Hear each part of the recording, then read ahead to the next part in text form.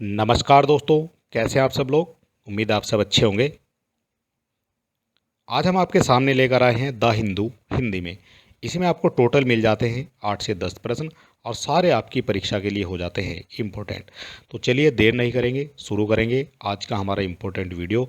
ये news analysis है, व्याख्या सहित हम आपके प्रश्न जो हैं सारे कराने वाले हैं। आज का हमारा जो पहला पॉइंट है वो क्या हो जाएगा, टॉपिक वाइज जो हम सभी देख लेते हैं। सुरक्षा पर कैबिनेट समिति ने भारतीय वायुसेना के SU-30 MKI विमानों के लिए 240 एरो इंजन की खरीद को मंजूरी दी गई है। ये टॉपिक हो जाता है हमारा और समझेंगे इसके बारे में। ये इंपॉर्टेंट हो जाता है आपकी सभी परीक्षाओं के लिए। 2 सितंबर 2024 को सुरक्षा पर कैबिनेट समिति ने हिंदुस्तान एरोनॉटिक्स लिमिटेड से भारतीय वायुसेना के SU-30 MKI विमान के लिए 240 एरो इंजन की खरीद को मंजूरी दी गई है। यहाँ से आपके कई क्वेश्चन बनते हैं। सुरक्षा पर कैबिनेट समिति की जो हिंदुस्तान एरोनॉटिक्स लिमिटेड, इसको क्या कहा जाता है, HAL हो जाएगी, हिंदुस्तान एरोनॉटिक्स लिमिटेड। विमान का नाम भी आपको याद रखना है, SU-30 MKI हो जाएगा और ये 240 एरो इंजन की खरीद को मंजूरी दी गई है। इस सौदे का मूल्य रुपये 26,000 करोड़ से अधिक है और 1 वर्ष में शुरू होने वाली है। इंजनों की बात करेंगे तो इंजनों में 54% से अधिक स्वदेशी सामग्री होगी, जिसमें प्रमुख घटक स्वदेशी और HAL के कोरापट डिवीजन में निर्मित होगा। अब यहाँ से आपका मेन पॉइंट बनता है कि आपका क्वेश्चन क्या बन सकता है। चलिए क्वेश्चन देख लेते हैं। क्वेश्चन हो जाएगा यहाँ से हमारा, भारतीय वायुसेना के SU-30 MKI विमान के लिए 240 एयर इंजन की आपूर्ति करने की मंजूरी किसे दी गई है। ये हमने आपको ऊपर बता दिया है। ये दी गई है मंजूरी आपकी हिंदुस्तान एरोनॉटिक्स लिमिटेड यानी HAL को। ठीक है, इतनी चीज आपने समझ ली है। बात करेंगे पॉइंट नंबर 2 के बारे में। नीतीश कुमार ने पेरिस 2024 पैरालंपिक में पैरा बैडमिंटन पुरुष एकल SL3 स्पर्धा में स्वर्ण पदक जीता है।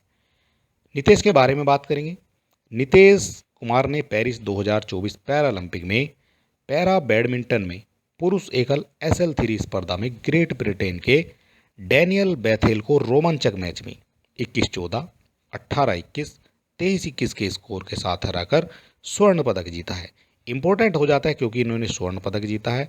नाम इनका याद रखना है, नीतीश कुमार हो जाता है और ये जीता गया है इनके द्वारा गोल्ड पेरिस 2024 पैरालंपिक बैडमिंटन में। ठीक है, पुरुष एकल का ये खिताब हो जाता है।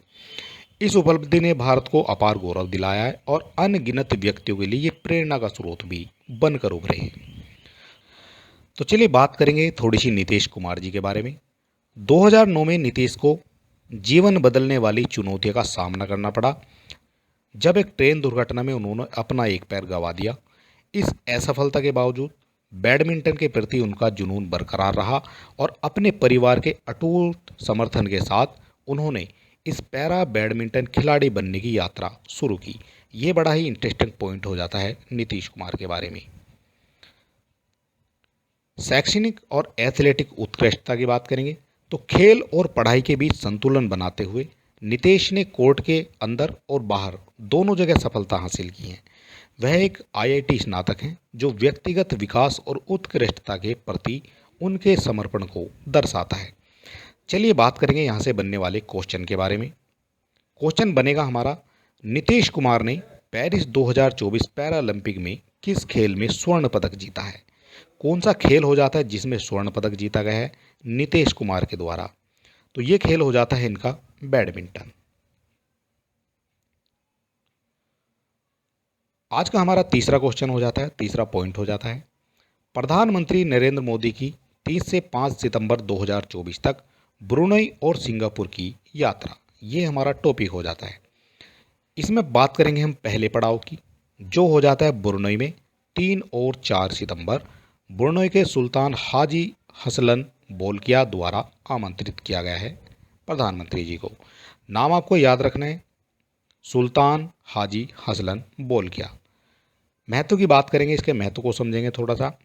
भारत ब्रुनोई राजनयिक संबंधों की 40वीं वर्षगांठ के अवसर पर यह किसी भारतीय प्रधानमंत्री की ब्रुनोई की पहली द्विपक्षीय यात्रा है। ये पहली है 40वीं वर्षगांठ के अवसर पर किसी प्रधानमंत्री की यात्रा। मुख्य चर्चाएं किस किस पर होंगी?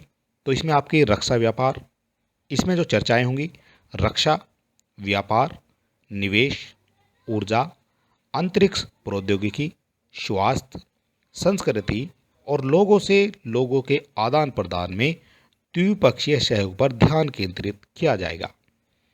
भारतीय प्रवासियों के बारे में बात करेंगे तो ब्रुनोई में लगभग 14,000 भारतीय नागरिक रहते हैं जो ब्रुनोई की अर्थव्यवस्था, विशेषकर स्वास्थ्य और शिक्षा क्षेत्रों में महत्वपूर्ण योगदान देते हैं। रणनीतिक महत्व क्या हो जाएगा इसका? तो ब्रुनोई भारत की एक्ट ईस्ट नीति और इंडो पैसिफिक विजन में एक प्रमुख भागीदार है।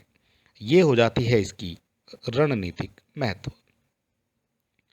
इसका दूसरा पड़ाव हो जाता है हमारा, पहला पड़ाव ब्रुनोई की यात्रा हो जाती है, दूसरा पड़ाव हो जाता है सिंगापुर में 4 और 5 सितंबर में। सिंगापुर के प्रधानमंत्री आपसे पूछे जाएंगे कौन हो जाएंगे, तो सिंगापुर के प्रधानमंत्री हो जाते हैं लॉरेंस वोंग। इनके द्वारा इनको आमंत्रित किया गया है। मुख्य फोकस यहाँ किस किस बात पर रहने वाला है? भारत सिंगापुर रणनीतिक साझेदारी की समीक्षा करना, क्षेत्रीय और वैश्विक मुद्दों पर चर्चा करना। अब यहाँ बात करेंगे यात्रा का जो महत्व हो जाता है, तो महत्व हो जाएगा इसका लगभग 6 वर्षों में प्रधानमंत्री मोदी की सिंगापुर की पहली यात्रा है। सिंगापुर में नेतृत्व परिवर्तन के साथ मेल खाती है। इसकी बात करेंगे रणनीतिक साझेदारी की। मजबूत रक्षा संबंध, व्यापार, निवेश और प्रवाह में वृद्धि। सिंगापुर आसियान में भारत का सबसे बड़ा व्यापार भागीदार और प्रत्यक्ष विदेशी निवेश का एक प्रमुख स्रोत है। ठीक है, इस तरह से आप इसको याद रख सकते हैं। इससे भी एक क्वेश्चन आपका बन जाएगा, वो क्या हो जाएगा? तो चलिए क्वेश्चन की तरफ। इससे बनने वाला क्वेश्चन हो जाता है हमारा, प्रधानमंत्री मोदी 4 और 5 सितंबर 2024 को सिंगापुर का दौरा करेंगे। सिंगापुर के प्रधानमंत्री कौन हैं? तो ये हो जाते हैं लॉरेंस वोंग। ठीक है, लॉरेंस वोंग सिंगापुर के प्रधानमंत्री हो जाते हैं।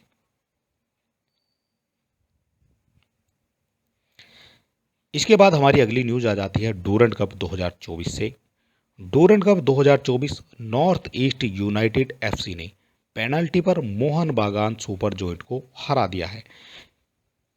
बात करेंगे इससे बनने वाले इंपॉर्टेंट पॉइंटों के बारे में। नॉर्थ ईस्ट यूनाइटेड एफसी ने 31 अगस्त 2024 को पश्चिमी बंगाल के विवेकानंद युवा भारती क्रीडन में गत चैंपियन मोहन बागान सुपर जॉइंट को पेनल्टी पर हराकर 133वां इंडियन ऑयल डूरंड कप जीता है। आपसे डायरेक्ट पूछा जाएगा डूरंड कप जो है किसके द्वारा जीता गया है?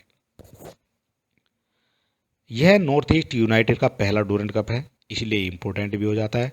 भारतीय फुटबॉल में उनका पहला सिल्वरवेयर ये हो जाता है। पहले हाफ में जेसन कमिंग्स और सहल अब्दुल समद के गोल से मोहन बागान ने 2-0 की बढ़त बना ली थी। दूसरे हाफ में नॉर्थ ईस्ट यूनाइटेड के लिए अलाउद्दीन और अजराई और गुलेमा ने फर्नांडीज ने बराबरी का गोल किया। नॉर्थ ईस्ट यूनाइटेड के गोलकीपर कौन है? गुरमीत सिंह। इन्होंने 2 पेनल्टी बचाकर ये हीरो बन गए हैं। नॉर्थ ईस्ट यूनाइटेड को जीत के लिए 60 लाख रुपये विजयी पुरस्कार मिला है, जबकि मोहन बागान को उप विजेता के तौर पर 30 लाख रुपये दिए गए हैं। यहाँ समझेंगे कुछ और पॉइंट। गुरमीत सिंह ने गोल्डन ग्लव जीता है, नूह सादावी ने गोल्डन बूट जीता है जिन्होंने 6 गोल किए हैं, और नितिन एस ने मैन ऑफ द टूर्नामेंट का पुरस्कार जीता है। प्रत्येक को नगद पुरस्कार में 5 लाख रुपए की सहायता दी गई है। प्रत्येक को नगद पुरस्कार में 5 लाख रुपए दिए गए हैं। यहाँ से आपके क्वेश्चन बनेंगे गुरमीत सिंह को कौन सा अवार्ड मिला है। इसके बाद आपसे पूछा जाएगा नूह सादाई को कौन सा अवार्ड मिला है और जितिन एस को कौन सा अवार्ड मिला है। क्वेश्चन आपका बनता है यहाँ से 2024 में 133वां इंडियन ऑयल डूरंड कप किस टीम ने जीता है? तो ये जीता गया है पहली बार नॉर्थ ईस्ट यूनाइटेड एफसी के द्वारा। अगला क्वेश्चन बनता है हमारा हरियाणा विधानसभा चुनाव की तारीख 1 अक्टूबर से बढ़ाकर 5 अक्टूबर कर दी गई है। भारत के चुनाव आयोग यानी ईसीआई ने हरियाणा विधानसभा चुनाव की तारीख को 1 अक्टूबर से संशोधित कर 5 अक्टूबर कर दिया है और जम्मू कश्मीर, हरियाणा दोनों विधानसभाओं के लिए वोटों की गिनती अब 4 अक्टूबर से बढ़ाकर 8 अक्टूबर कर दी गई है। यह निर्णय क्यों लेना पड़ा है? यह निर्णय लिया है विश्नोई समुदाय की परंपराओं का सम्मान करने के लिए, जो गुरु जम्मेश्वर की याद में आसोज अमावस्या मनाते हैं। विश्नोई समुदाय जो है विशेष रूप से सिरसा, फतेहाबाद, हिसार से मतदान के लिए राजस्थान की यात्रा करेंगे, जिससे उनके मतदान के अधिकार प्रभावित होंगे। ईसीआई को अखिल भारतीय विश्नोई महासभा बीकानेर से समुदाय के त्योहार के कारण तारीखों को पुनर्निर्धारित करने का अनुरोध भी मिला है। यहां से इंपॉर्टेंट क्या हो जाता है? यहां से एक क्वेश्चन बनता है आपका, भारत के चुनाव आयोग ने किस समुदाय की परंपराओं का सम्मान करने के लिए हरियाणा विधानसभा चुनाव के लिए मतदान की तारीख को पुनः निर्धारित कर दिया है? तो ये जो समाज है ये हो जाता है बिश्नोई समाज। इनकी वजह से जो है तारीखों का ऐलान बढ़ा दिया गया है। एक और इम्पोर्टेंट पॉइंट हो जाएगा, एक और इम्पोर्टेंट क्वेश्चन हो जाएगा। एयर मार्शल तेजिंदर सिंह भारतीय वायुसेना के उप वायुसेना प्रमुख बने हैं। कौन बने हैं? तो एयर मार्शल तेजिंदर सिंह 1 सितंबर 2024 को नई दिल्ली में भारतीय वायुसेना के उप प्रमुख बने हैं। वह राष्ट्रीय रक्षा अकादमी के पूर्व छात्र रहे हैं और उन्हें 13 जून 1987 को भारतीय वायुसेना की लड़ाकू शाखा में नियुक्त किया गया था। एयर मार्शल तेजिंदर सिंह के पास 4500 से अधिक घंटे की उड़ान है और वह श्रेणी ए योग्य फ्लाइंग प्रशिक्षक हैं। उन्होंने एक लड़ाकू स्क्वाड्रन, एक रडार स्टेशन, एक प्रमुख लड़ाकू बेस की कमान संभाली है और जम्मू कश्मीर में एयर ऑफिसर कमांडिंग के रूप में यह काम कर रहे हैं। पुरस्कार की बात करेंगे तो वायुसेना पदक 2007 और अति विशिष्ट सेवा पदक 2022 से इनको सम्मानित किया जा चुका है। क्वेश्चन आपका क्या बनेगा यहाँ से वो भी समझ लेते हैं। तो क्वेश्चन आपका यहाँ से बनता है, 1 सितंबर 2024 को भारतीय वायुसेना के उप वायु सेना प्रमुख का पदभार किसने संभाला है? तो ये संभाला गया है एयर मार्शल तेजिंदर सिंह के द्वारा। अगला एक और हमारी न्यूज हो जाती है, जुलाई 2024 में भारत के मुख्य क्षेत्र के उत्पादन में 6.1% की गिरावट दर्ज की गई है। यहाँ से शुरू करेंगे। जुलाई 2024 में भारत के कोर सेक्टर में 6.1% की वृद्धि हुई है। 8 कोर सेक्टर उद्योगों का सूचकांक सीमेंट, कोयला, कच्चा तेल, बिजली, उर्वरक, प्राकृतिक गैस, रिफाइनरी उत्पाद और स्टील, इस तरह के जो मुद्दे होते हैं और ऐसे ही जो है प्रमुख क्षेत्रों को ये मापता है। औद्योगिक उत्पादन सूचकांक में इन क्षेत्रों पर भार 40% है। इस्पात उत्पादन वृद्धि 3 महीने के उच्चतम स्तर यानी 7.2% पर पहुंच गई है। सीमेंट उत्पादन 4 महीने के उच्चतम स्तर पर 5.5% पर पहुंच गया, जो निर्माण गतिविधि में वृद्धि को दर्शाता है। पेट्रोल उत्पादन 8 महीने के उच्चतम यानी 6.6% पर पहुंच गया है। बेहतरीन मानसून के कारण मजबूत खरीफ बुआई के समर्थित उर्वरक उत्पादन 7 महीने के उच्चतम स्कोर पर 5.3% हो जाता है। कोयला उत्पादन की बात करेंगे तो कोयला उत्पादन में 6.8 की वृद्धि हुई और बिजली उत्पादन में 7.0 की वृद्धि हुई है। अब यहां से आपका बनता है क्वेश्चन क्या बनता है? क्वेश्चन बनेगा 8 कोर सेक्टर उद्योगों द्वारा औद्योगिक उत्पादन सूचकांक में कितना प्रतिशत योगदान दिया जाता है? तो ये दिया जाता है वहां पर 40% का योगदान। एक और हमारी न्यूज निकल कर आती है, पीएम मोदी ने महाराष्ट्र के पालघर जिले में वाधवन बंदर की आधारशिला रखी है। ये भी इंपॉर्टेंट हो जाता है, यहाँ से आपके क्वेश्चन पूछे जाते हैं। वाधवन बंदरगाह की आधारशिला रखी है, बात करेंगे इसके बारे में। प्रधानमंत्री नरेंद्र मोदी ने 30 अगस्त 2024 को महाराष्ट्र के पालघर जिले में वाधवन बंदरगाह की आधारशिला रखी है। उन्होंने बंदरगाह जलमार्गों के आधुनिकीकरण और निजी निवेश में वृद्धि के साथ पिछले दशक में भारत के तट पर तेजी से विकास पर प्रकाश डाला है। वाधवन बंदरगाह से क्षेत्र की अर्थव्यवस्था में बदलाव और भारत के विकास में सहायता मिलने की उम्मीद है। इस परियोजना की लागत लगभग 76,000 करोड़ रुपए है और इसका जो लक्ष्य है बड़े कंटेनर जहाज़ों के लिए विश्व स्तरीय समुद्री प्रवेश द्वार स्थापित करना है। व्यापार और कनेक्टिविटी में सुधार भी करना है। अगला पॉइंट हो जाएगा, इसके अतिरिक्त श्री मोदी ने 1560 करोड़ की 218 मत्स्य पालन परियोजनाओं का उद्घाटन किया है और vessel communication and support system launch किया है, जिसमें 13 तटीय राज्यों और केंद्र शासित प्रदेशों में मछली पकड़ने वाले जहाज़ों पर 1 लाख ट्रांसपोर्टर स्थापित करने के लिए रुपये 364 करोड़ आवंटित किए हैं। इंपॉर्टेंट है आपका यहाँ से क्वेश्चन क्या बनेगा। क्वेश्चन बनता है हमारा, प्रधानमंत्री नरेंद्र मोदी ने 30 अगस्त 2024 को वाधवन बंदरगाह की आधारशिला कहाँ रखी है? तो ये रखी गई है आपकी पालघर, महाराष्ट्र में। Important question. अगला हमारा करंट अफेयर हो जाता है, महिला एशिया चैंपियनशिप 2024 राजगीर, बिहार में 11 से 20 नवंबर तक ये आयोजित की जाएगी। हॉकी इंडिया ने घोषणा की है कि महिला एशियाई चैंपियनशिप ट्रॉफी 2024 11 से 20 नवंबर तक राजगीर, बिहार में आयोजित की जाएगी।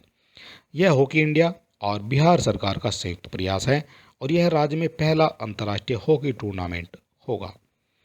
एशियाई हॉकी महासंघ के अध्यक्ष दातो फुमियो ओगोरा ने आयोजन की पुष्टि की है, जबकि हॉकी इंडिया के अध्यक्ष दिलीप टर्की ने इसे ऐतिहासिक क्षण बताया है। चीन, जापान, कोरिया, मलेशिया और थाईलैंड के साथ गत चैंपियन भारत के भाग लेने की उम्मीद है। पिछले साल यह टूर्नामेंट रांची में आयोजित किया गया था और जहां भारत ने इस खिताब को जीता था। इंपॉर्टेंट है यहां से बनने वाला क्वेश्चन। क्वेश्चन बनेगा आपका, महिला एशिया चैंपियनशिप ट्रॉफी 2024 11 से 20 नवंबर 2024 तक कहां आयोजित की जाएगी? तो ये आयोजित की जानी है आपकी राजगीर, बिहार में। दूसरी पनडुब्बी INS अरीघाट को भारतीय नौसेना में शामिल किया गया है। दूसरी हो जाती है ये पनडुब्बी। दूसरी अरिहंत श्रेणी की पनडुब्बी INS अरीघाट को 29 अगस्त 2024 को रक्षा मंत्री राजनाथ सिंह की उपस्थिति में विशाखापट्टनम में भारतीय नौसेना में शामिल किया गया है। परमाणु तिरय को मजबूत करना है। रक्षा मंत्री ने इस बात पर जोर देते हुए कहा है, INS अरीघाट भारत के परमाणु तिरय और मजबूत करेगा, परमाणु प्रतिरोध को बढ़ाएगा और क्षेत्र में राजनीतिक संतुलन और शांति में योगदान देगा। इसके बाद अगला पॉइंट हो जाता है तकनीक की प्रगति। INS अरीघाट में उन्नत डिजाइन, विनिर्माण प्रौद्योगिकी और जटिल इंजीनियरिंग शामिल है। इसे अपने पूर्ववर्ती INS अरिहंत से एक उन्नत जो है यह बनाती है। अगला पॉइंट हो जाएगा उन्नत प्रतिरोधक क्षमता हो जाती है। INS अरिहंत और INS अरीघाट दोनों ही मौजूदगी विरोधियों को रोकने और राष्ट्रीय हितों की रक्षा करने के लिए भारत की क्षमता की मजबूत करती है। भारत की क्षमता को मजबूत ये करती है। इंपॉर्टेंट है यहाँ से बनने वाला क्वेश्चन। दूसरी अरिहंत श्रेणी पनडुब्बी का क्या नाम है, जिसे 29 अगस्त 2024 को भारतीय नौसेना में शामिल किया गया है? तो दूसरी हो जाती है ये INS अरीघाट। और चलिए दोस्तों, आज का हमारा जो करंट अफेयर के क्वेश्चन थे वो यहीं तक। अगर आपको वीडियो अच्छा लगता है तो आप हमारे चैनल को सब्सक्राइब करना बिल्कुल ना भूलें, क्योंकि हमारे चैनल पर इसी तरह की वीडियो आपको मिलती रहेंगी। और चलिए दोस्तों, मिलते हैं नेक्स्ट वीडियो में, तब तक के लिए जय हिंद।